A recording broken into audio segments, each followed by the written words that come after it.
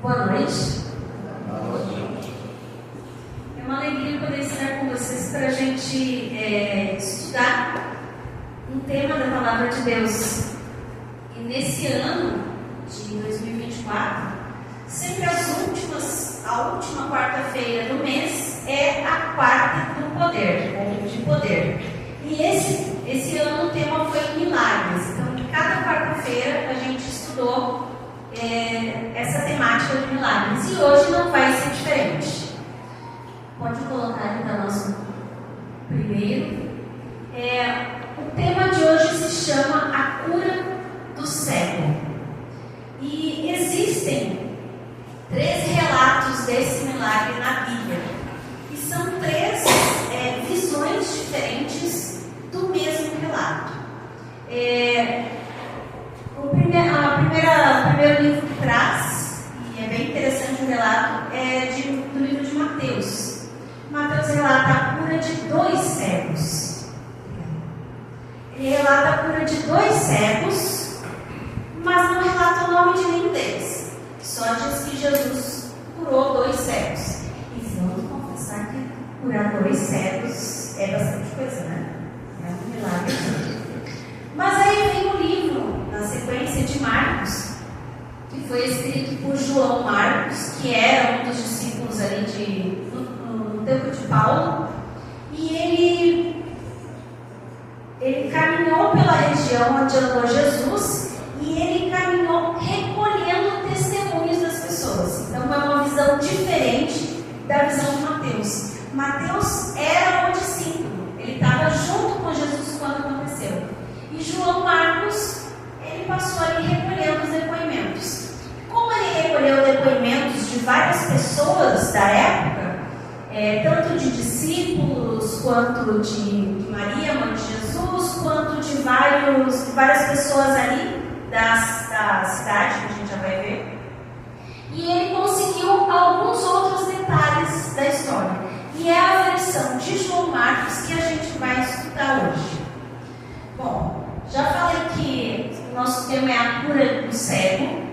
Não sei se você sabia, pode passar o próximo slide, mas no Brasil existem mais de 7 milhões de pessoas com alguma deficiência visual. Sendo que essa deficiência visual, ela vai desde a cegueira completa até baixos níveis de visão. Então tem aqueles níveis de pessoas que enxergam um pouquinho, enxergam vulto. Outras pessoas têm mais facilidade para enxergar quando está claro, à noite fica com baixa visão. E como é que a gente pode saber isso olhando para a pessoa?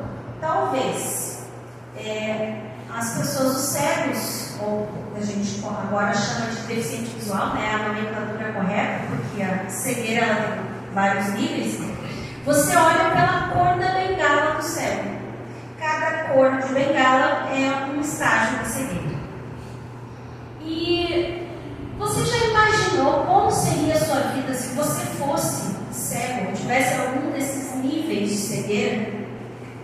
Já imaginou? Uma vez eu fiquei pensando, né? Pensando sobre esse tema, eu lembrei de uma coisa. E a minha mãe conta essa história 1 milhão de vezes, né? Ela acha muito engraçado. Quando eu era pequena, eu tinha uns 5, 6 anos, eu achava muito interessante caminhar de olho fechado. Então eu caminhava dentro de casa, me apoiando nas paredes, né? Andava e tal. E quando a gente sempre saía na rua, o costume era andar de mão dada com a mãe, né? E aí a minha mãe conta que eu andava de mão dada com ela e de olhos fechados. Então eu ia andando e ia atrasando ela, né? Com pressa, levar para a escola, fazer alguma coisa. E eu atrás, né, de olho fechado, montada com ela e ela puxando. E aí ela dizia, ó o degrau, ó a rua, ó o buraco, ó não sei o quê, né, guiando a pretensa ceguinha, né, ficava achando tudo muito divertido. Até que uma hora minha mãe ficou brava, se chega, nós vamos chegar atrasada, né, anda logo, caminha uma vez. E eu de olho fechado, né, na rua. Não vai me bater, não vou ficar de castigo, né? Ela não vai me ensinar na frente das pessoas, eu vou continuar andando de olho fechado. Eu era bem pavorosa, assim, né? Sabe por quê? Ela só ia conversar comigo em casa, né? Então eu andava de olho fechado e dava risada ainda. Até que minha mãe disse assim: olha uma barata! Eu saí gritando, comecei a sapatear. Não tinha barata nenhuma, né? Mas ali eu aprendi: melhor não ficar de olho fechado. Porque se vem a barata, não queria estar de olho fechado. Agora imagina se fosse verdade. Se tivesse uma barata ou uma cobra numa sala e você está ali sem poder enxergar, sem saber onde é que está o bicho. Por mais que seja um besourinho, mas se você está de olho fechado, você fica com medo, não fica? Está tudo escuro. E se esse besouro entrar na minha boca e eu comi? E se entrar na minha orelha? Nossa, já escutei história de criança que besouro, barata, entrou na orelha, teve que ir no médico para tirar, né? Então, é perigoso. Agora, imagina se hoje, com toda a tecnologia que a gente tem, ser cego ou ter algum problema de baixa visão é difícil. Imagina essa situação lá no tempo de Jesus. Não tinha calçada, não tinha rua asfaltada, não tinha o sistema de braille para ler, não tinha computador nem celular para ler os textos, né? Que agora os deficientes visuais têm, né? Várias ferramentas, aplicativos. Podem ter celular, podem ter Instagram, pode jogar joguinho, porque o celular ele é adaptado, né? E nessa época de Jesus, você não ia conseguir andar na rua sozinho. Tinha precisar de alguém que te guiasse. Segunda coisa, você não ia conseguir nem escolher a sua própria roupa. Não sabe nem que cor é a roupa que você está vestindo. Você não ia saber nem o que você está comendo. Você sabe pelo gosto. Mas o que é? O que é um ensopado? É uma carne assada? Como é que eu como? Eu tenho que cortar ou não? Então, para quem era cego ou nessa época de Jesus tinha alguma deficiência, a vida era muito difícil. Segunda coisa, não tinha um instituto de profissões para ensinar uma profissão para cegos. Ou quando, há muitos anos atrás, eu visitei na minha cidade natal uma APAE. E na APAE tinha aulas especiais para deficientes visuais. E aí lá eles aprendiam profissões, eles aprendiam a cozinhar, eles aprendiam a costurar botando da roupa, que é uma coisa bem difícil para quem não enxerga. Então eles aprendiam a fazer as tarefas diárias e aprendiam mais alguma profissão. Nessa APAE lá da minha cidade, eles aprendiam a produzir telas para fazer grades, as grades de tela já era dobrada, né? E eles aprendiam a lidar naquelas máquinas sem se machucar. Mas e na época de Jesus? Que profissão certa podia ter? Pode cuidar de animais? Não. Quem sabe cuidar de criança? Fica sentadinho na cadeira, as crianças... Não, né? Cego ia poder cozinhar? Difícil. Mas não tinha muita profissão para cego. A profissão que tinha para cego era mendigar, pedir esmolas. Então aí você já vê que é uma situação difícil. A pessoa não enxerga, a pessoa tem que esmolar, tem que pedir, né? O seu sustento. Mas aí vem o terceiro ponto, que é o mais difícil de todos. Que quem tinha alguma deficiência física, mental ou alguma doença grave, como a lepra, por exemplo, era visto como uma pessoa excluída da comunidade, mas excluída por Deus. Então a doença era vista como um castigo. Então as pessoas, você passava na rua, né, sendo guiado lá e disse: a pessoa lá vem seguindo. Quem será que pecou? Será que os pais dele fizeram alguma coisa muito grave? Que ele teve que nascer cego para pagar todos os pecados do pai, da mãe? Será que ele fez alguma coisa? Será que ele espraguejou contra Deus, amaldiçoou? O que será que ele fez para merecer isso aí? Então também tinha esse julgamento. E ao pensar assim, muitas das pessoas se negavam a dar esmola para cegos, para deficientes físicos. Por quê? Porque diziam assim: se ele está nessa situação, fez alguma coisa para merecer. E se Deus acha que ele merece, quem sou eu para dizer que ele não merece o castigo? nessa época. Então não tinha INSS, não tinha pensão, não tinha nenhuma ajuda. Você dependia completamente ou da sua família ou de outra pessoa que te ajudasse para qualquer coisa na vida. E essa é a situação do cego aqui, da história que a gente vai ver. O nome dele, vai nos relatar, é Bartimeu. E a história dele está lá no livro de Marcos, capítulo 10. Pode passar mais uns 13 slides aí para mim, por favor. Aí, Marcos 10, versículo 46.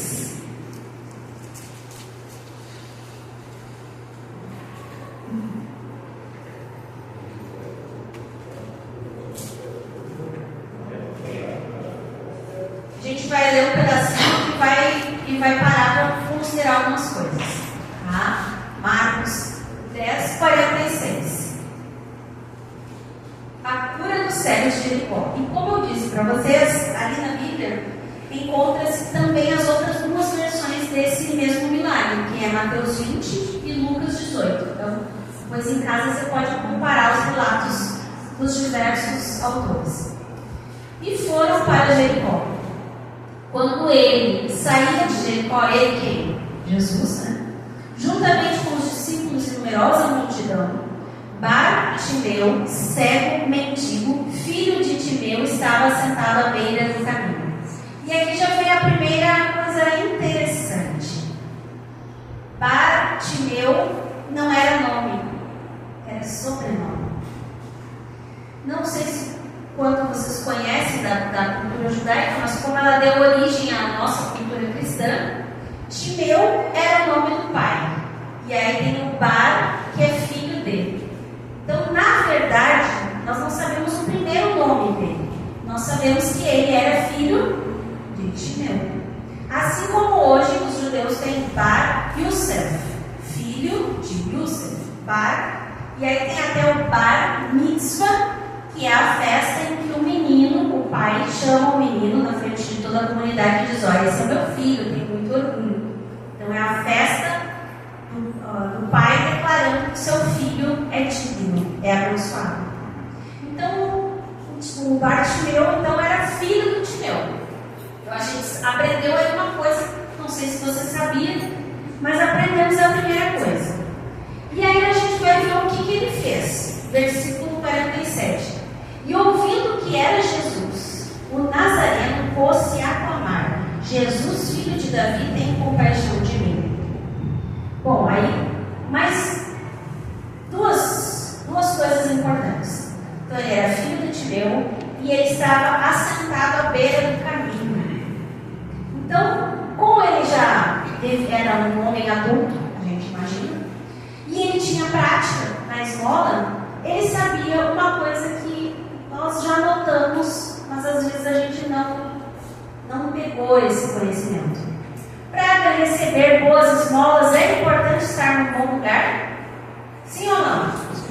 Sim. E qual seria um bom lugar hoje em dia para pedir esmola? O semáforo. Matou, já era. O semáforo, na porta do supermercado.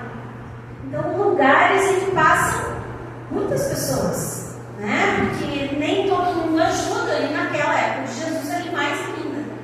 Ele era excluído social, então vai que alguém fica com pena dele e ajuda. Ele estava sentado num lugar estratégico. E aí aconteceu uma coisa: ele ouviu a multidão passando e dizendo: quem estava passando ali? Jesus. E ele pensou o seguinte: eu já ouvi esse nome antes, vou pedir para ele me ajudar.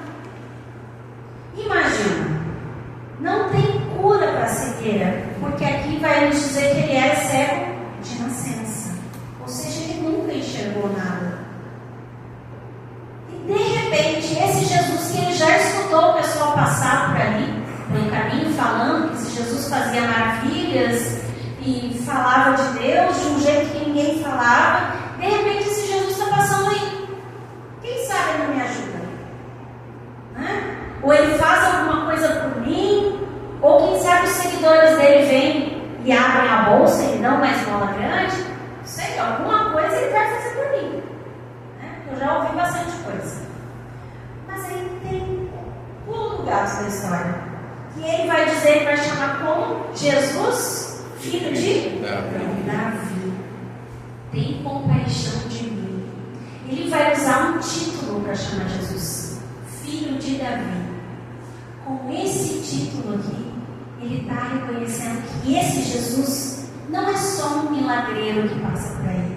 Que esse Jesus não é só um bom pregador ou um profeta, mas ele está reconhecendo que esse Jesus é da linhagem de Davi, da tribo de Judá, do leão de Judá, da tribo da qual viria o Messias. Então, com esse título, ele está reconhecendo que Jesus é o Messias. Então, olha só quanta informação numa frase pequena. Com uma frase ele conseguiu chamar o nome de Jesus e declarar que ele é o Messias. E ainda fez um pedido: tem compaixão de mim. Olha aqui para mim. Pode passar mais 2 slides. Sabe que às vezes, pode passar mais a gente olha e está passando por dificuldades na vida e a gente luta. Você não luta bastante na sua vida? Às vezes a gente luta, né? Eu tinha uma gatinha, a Natália, que ela nasceu no Natal, que ela se meteu numa enrascada. Depois eu até mudei o nome dela para Mica. Natália era muito bonita. A Mica, ela era uma gata de um sítio, que uma gata cruzou um gato no mato. E nasceu uma gata, uma ninhada de gatos, que era meio gato e meio fera. Assim. E a Mica, era o sítio do meu tio. A gente foi lá no Natal e tava lá os gatinhos, já estavam grandinhos assim. E a Mica era bonitinha e tal, estava cheia de criança. Eu já era moça, estava cheia de criança e a Mica, que era a Natália, como os outros gatos, né? Era risco e foram se esconder. Aí uns se esconderam lá no galpão, outros foram lá para o meio do potreiro, subiram nas árvores e tal. E a Mica teve uma ideia brilhante: se esconder dentro do motor de um carro. Ela achou um buraquinho e se encaixou. Ok. E cadê os gatos? Cadê os gatos? Ninguém viu mais, tal. Daí a pouco, um tio foi sair, deu a partida e o carro fez... engasgou. Ué, o que deu? Deu a partida de novo, deu umas 3 vezes a partida. Tá, pegou o carro e ele andou uns 5 metros com o carro. Quando ele andou uns 5 metros com o carro fez pum. O que vocês acham que aconteceu? Era um carro antigo e a Mica entrou exatamente onde estava a correia dentada no motor. Então, queimou a gata, perdeu um pedaço do rabo, quebrou 2 patas, ficou assim uma olhinhas. Eles abriram o capô do carro, a gata saiu, conseguiram tirar. E aí a gata, colocaram a gata em cima do gramado que tinha ali, e a gata estava ali se revirando de dor. E aí eu pergunto: essa gata, passando por essa dificuldade, tem alguma coisa que ela possa fazer para se salvar? Não. Não tinha nada que ela pudesse fazer. Por ela mesma? Não. Eu olhei a gata, peguei, botei uma toalha, cuidei dela aquele dia. Aí disse pro meu tio: o senhor cuida da gatinha? Ele disse para mim: eu sou da colônia, né? Cuido da gatinha. Cuida da gatinha, mas uma vez que eu vier, vamos ver se ela vai sarar, né? Ele disse: não, fica tranquila, se não sarar, a gente dá uma martelada na cabeça. Eu olhei pro tio, olhei pra gata e disse: tio, o senhor não tem uma caixa de sapato aí? Pra quê? Não, que eu vou levar a gata comigo. Mas vai levar essa gata toda lixada assim. Vamos escolher uma mais bonitinha, inteirinha, sanzinha. Ele disse: não, eu quero essa. Eu vou levar essa e vou levar no hospital veterinário. Se eles conseguirem salvar ela, remendar ela,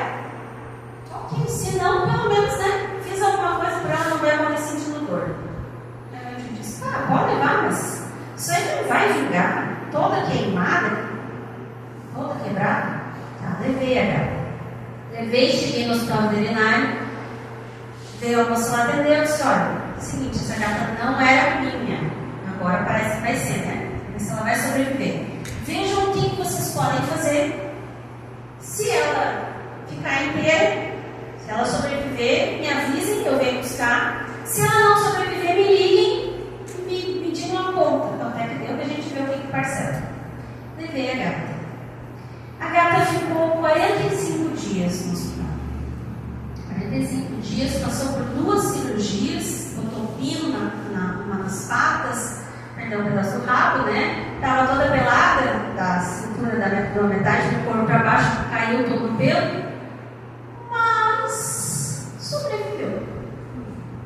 Né? E aí era o hospital veterinário da faculdade que eu fazia, então eu ia lá de vez em quando, de semana em semana, eu ia lá olhar ela. Né? Aproveitava, passava lá no hospital, falava com ela, ela me conhecia, ronronava quando eu chegava, até que chegou o dia dela ganhar alta. Eu levei a gata para casa. Como é que vocês acham que foi essa gata quando ela chegou em casa? Vocês acham que ela era uma gata dócil? Não. Dócil ela era comigo. Né? Com o resto do mundo, ódio no coração. Mas eu amei a amiga, amei que ela já morreu, né? Faz tempo essa história. Menina. Eu aprendi que para ela me amar, eu não podia caminhar ao redor dela como eu caminhava normal. Eu tinha que caminhar pisando leve, senão ela se assustava e se escondia.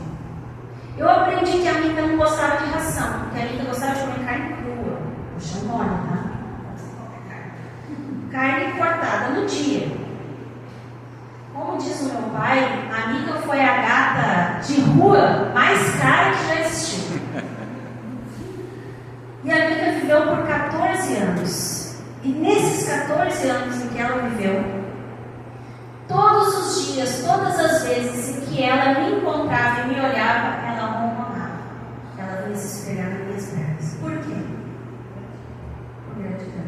Ela sabia que se eu não tivesse levado ela, se eu não tivesse assumido ela, pagado a conta por ela, ela teria. Vou dizer para vocês, a Mica me deu trabalho nessa vida. Deu trabalho, deu gasto, passou por mais cirurgia, teve um monte de história a mais, mas foi a gata mais fiel que eu já tive. Quando eu casei com o Luiz, ela dormia comigo, né? Dormia abraçada assim comigo. Aí depois ela aprendeu que não dava para dormir abraçada, ela dormia no meu pé. Os últimos 8 anos da vida dela, ela dormia no meu pé. Até hoje, eu ainda sinto falta. Já faz 2 anos que ela morreu, 3 anos. Ainda sinto falta dela. Eu amei a Mica, eu amo a Mica. Mesmo ela tendo dado todo esse trabalho. E aí que entra a história do Bartimeu.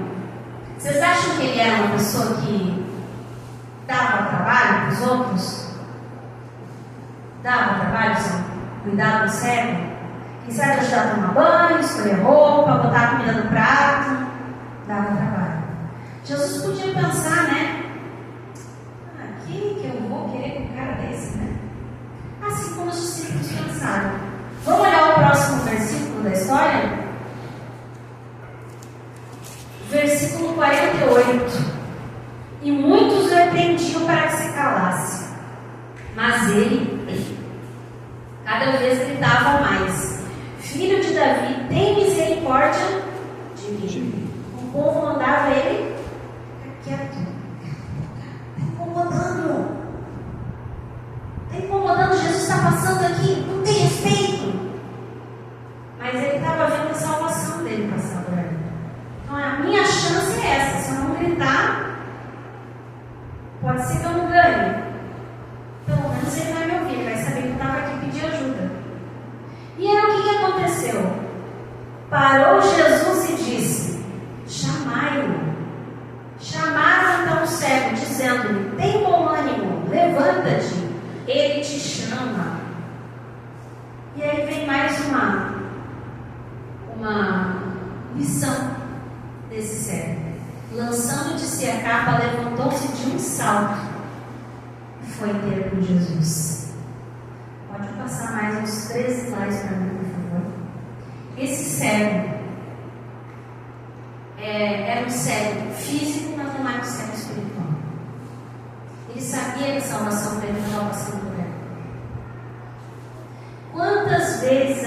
passando por dificuldades, né? Igual a minha gata, né? Se revirando lá no gramado, todo queimado, todo quebrado da vida, e a gente não pede ajuda de Deus. A gente vai atrás de um amigo, de um vizinho, do marido, da esposa, do filho, e quando está no último suspiro, a gente lembra de Deus. Não é para ser a primeira coisa que a gente lembra. E às vezes a gente fica se debatendo, luta de um lado, luta do outro, e arruma aqui, parece que não fecha. Por quê?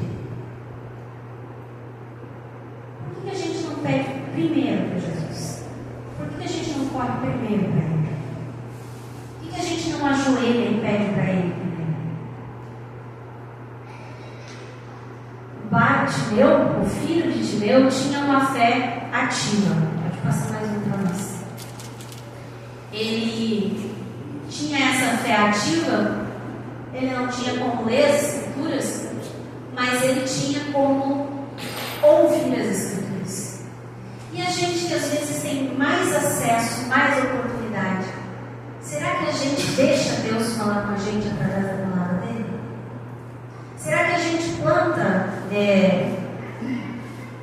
bons caminhos para encontrar Deus? É nossa responsabilidade nos aproximar de Deus. Mas depois que a gente está com Ele não vai nos lançar fora. Amém. Assim como Jesus fez com Bartimeu. Jesus podia ter passado por ali e feito um milagre sem o Bartimeu pedir? Podia ou não? Podia. Por que ele não fez? Jesus não sabe que eu preciso ter um emprego para me sustentar? Sabe. Por que eu tenho que pedir? Jesus não sabe que eu quero ficar curado, que eu quero viajar, que eu quero... Por que eu tenho que pedir as coisas se Deus já sabe tudo? Não é sobre o que Deus sabe, Deus não sabe. É sobre um relacionamento com Ele. Porque quando a gente encontra alguém que a gente gosta, a gente não conversa e conta tudo. Até que pisou no espinho e não sei o quê. O meu filho vem da escola, ele conta até a sujeirinha que entrou embaixo da unha. É assim. Por quê? Porque ele gosta de contar e eu de ouvir. Será que Deus, que é nosso Pai, não vai gostar de nos ouvir? Claro que sim. Então a gente tem que contar, tem que conversar. É assim que a gente se conhece. De um tempo atrás, vai lembrar daquela propaganda, né? A gente conversa, a gente se entende. E é assim com Deus também. Deus gosta de nos ouvir falar. Mesmo que a gente ache que, nossa, estão falando abobrinha, não tem nada a ver, ou, né? Deus está lá no céu, é tão grandioso, eu vou contar a minha vida, minhas coisas pequenas. Ele se importa com a gente. Por menor que possa parecer. Bom, e o que aconteceu em seguida?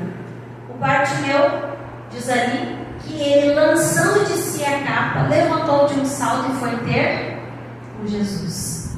Sabe que nessa época aqui, geralmente, quem era muito rico tinha muitas roupas. Quem era mais ou menos, e tinha um emprego, assim, uma vidinha, né, mais ou menos estável, tinha duas roupas, duas túnicas. E geralmente eles colocavam as duas no corpo, né? Se sujasse ou eles precisassem fazer alguma cerimônia, participar de um, sei lá, encontrasse um bicho morto e ficassem impuros, eles tiravam aquela roupa, bota fora, mas ele está com a túnica de baixo, né? A roupa de baixo. Funcionava mais ou menos assim. Mas quem era muito pobre, não é o caso do Bartimeu, que era mendigo, não tinha renda, não tinha trabalho, tinha quantas mudas de roupa? Uma roupa, uma túnica e uma capa. E essa capa servia mais ou menos, para quem conhece um pouco da cultura gaúcha, mais ou menos como o poncho do gaúcho. O poncho do gaúcho serve para dormir em cima, serve para proteger da chuva, ele serve para armar uma tenda, se precisar, aquele poncho grande de andar a cavalo. Então o poncho tem várias utilidades assim como essa capa. Então as pessoas andavam com essa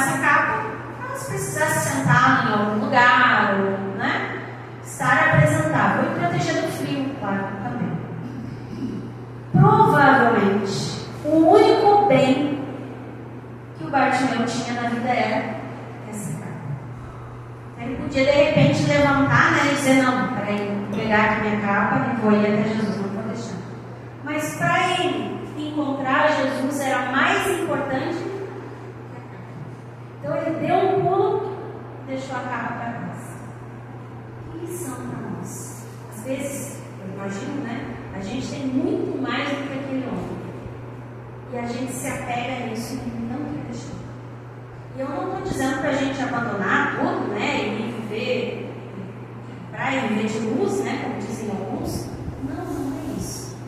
É dar a devida importância àquilo que é importante. As coisas são coisas e as pessoas são mais importantes. E quantas vezes a gente deixa isso de lado? Bom, daí vamos ver o que Jesus fez então com Bartimeu. Perguntou-lhe Jesus: que queres que eu te faça? Respondeu o cego: mestre, que eu torne a ver. Então Jesus lhe disse: vai, a tua fé te salvou. E imediatamente tornou a ver e seguia Jesus estrada fora. Aqui são as últimas lições presentes aí nessa história. Jesus se importou com o que aquele homem ia dizer. Podia dizer: ó, chega aqui, eu estou vendo que você é cego, então vamos lá, vou te curar, vai fazer isso, vai fazer aquilo. Não. Nesse caso, Jesus quis ouvir aquele homem. Que oportunidade. E isso só ilustra aquilo que eu disse antes, que Deus gosta de nos ouvir falar, mesmo que a gente ache que seja coisa pequena, coisa pouca. E ele diz: que eu torne a ver. Mestre, o senhor não está enxergando? O senhor também é cego? Não está vendo que eu sou cego? Como assim? Eu quero enxergar. Não. Ele sabia que ele estava diante do Messias. E ele foi sincero e humilde. E pediu aquilo que estava no coração dele. E Jesus disse para ele o quê? Está curado. De hoje em diante não é mais cego. Vamos ler de novo essa resposta? Não parece um pouco estranho? Então Jesus lhe disse: vai, a tua fé te salvou. Jesus não disse para ele: ó, agora está enxergando. Expôs, ele está enxergando. Jesus disse o que para ele? A fé te salvou. E aí tem mais uma lição. Às vezes a gente acha que o que é mais importante é ver. No caso do Bartimeu. Não. O mais importante não era ver. O mais importante era ser salvo. Então, muitas vezes a gente pede aquilo que a gente quer. Quando eu me tornei mãe, eu aprendi uma coisa muito importante: que os filhos pedem, não pedem? Heitor, cada vez que a gente passa na frente de qualquer loja: mãe, eu quero brinquedo, mãe, eu quero aquele. Eu posso dar tudo? Se eu fizer uma malabarismo, eu até posso. Então vai ser bom para ele? Não. Eu não dou aquilo que o meu filho quer. Eu dou aquilo que o meu filho precisa. Como é difícil dizer não para o filho. Dói no coração da gente. Mas eu sei aquilo que é importante para ele. E eu sei que aquele brinquedo lá não é importante, mas é importante ele ter pão hoje em casa para jantar, para fazer o casa. Eu sei. Mas na cabecinha dele, ele vai olhar o brinquedo e dizer: minha mãe não me deu o brinquedo. E vai esquecer que ele teve pão hoje para jantar. Quantas vezes a gente quer uma coisa, mas não é aquilo que é necessário? O cego queria ver. E Jesus deu para ele o quê? Salvação. De brinde, ele também teve uma visão. Mas o mais importante que ele recebeu nessa história foi a salvação. E no final, o cego se virou e saiu correndo, de alegria, saltitante. Foi para casa, de repente, encontrar os pais, os irmãos. O que o cego fez no final da história? seguiu no caminho com Jesus. Então ele foi atrás. Ele disse: ó, provei da salvação, provei dessa água que Jesus ofereceu e quero mais. Como é bom quando a gente encontra uma resposta que a gente estava procurando e a gente quer mais. Esse cego também quis mais. Quantas lições preciosas nesse milagre! É um dos meus milagres favoritos. Por quê? Porque até hoje é quase impossível que um cego de nascença volte a ver. Mas Jesus não só fez um cego ver, mas deu a ele salvação. Bom, e agora vem a pergunta para nós. Será que, se Jesus passar hoje por nós, Ele vai perguntar para a gente: o que é isso que eu te faço? O que a gente vai responder? Senhor, um carro quebrado, eu preciso levar o carro na oficina, eu preciso pagar a sandália da escola, preciso... Mas será que isso é o mais importante? É importante, mas é o mais importante? Será que eu estou colocando foco naquilo que é mais importante? Ou naquilo que passa nesse mundo? Ocupe-se do mais importante.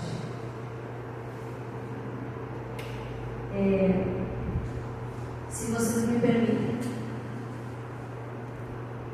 o mais importante não era a cegueira física compartilhada, era a cegueira espiritual. Talvez ele pensasse, acreditasse naquilo que as pessoas diziam, que ele era amaldiçoado por Deus. E ele queria não ser mais amaldiçoado. Ele queria enxergar. Ele queria ser como todos os outros. Quantas vezes a gente ora para ser como todos os outros? E Jesus nos chama para ser diferente. O que queres que eu te faça? Se você encontrar hoje com Jesus e Ele está à distância de apenas uma oração, o que você vai responder para Ele? Senhor, me dá aquilo que eu preciso, não aquilo que eu quero. Às vezes o que a gente precisa é uma coisa grande, é uma coisa pequena, geralmente é uma coisa pequena. Uma senhora com quem eu estava estudando dizia assim, que às vezes o que você precisa pedir é outra pessoa. Sim, outra pessoa. Às vezes você precisa pedir outra pessoa para cuidar. Porque quando a gente cuida dos outros, Deus cuida da gente. E é verdade. Bom, eu quero convidar vocês para cantar um hino final. E enquanto a gente canta, eu gostaria que você pensasse: o que eu preciso? O que eu preciso de Deus? O que eu quero que Ele me faça? E isso é o mais importante ou não? A gente vai cantar em pé o hino Deus nos ouvirá.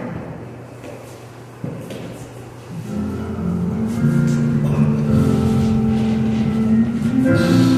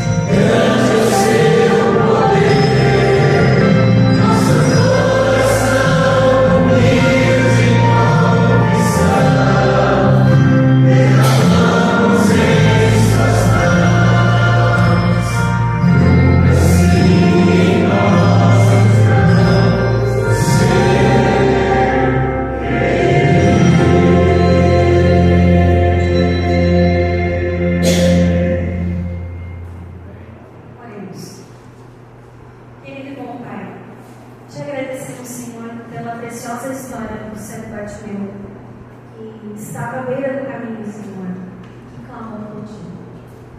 Queremos Te pedir, Senhor, vem fazer morada em nós. Vem habitar entre nós, para que possamos ouvir a Tua voz quando passarmos por nós. Abençoa-nos hoje, Senhor, por favor. Dá-nos aquilo que nós precisamos, não só aquilo que queremos. Dá-nos, Senhor, a salvação, dá-nos a fome e a sede da Tua palavra, para que através dela possamos encontrar a Ti a cada dia. Perdoa, Senhor, os nossos pecados, e molda o nosso caráter, para que sejamos a cada dia mais semelhantes a Ti. Protege-nos dos perigos desse mundo e abençoa, para que onde formos possamos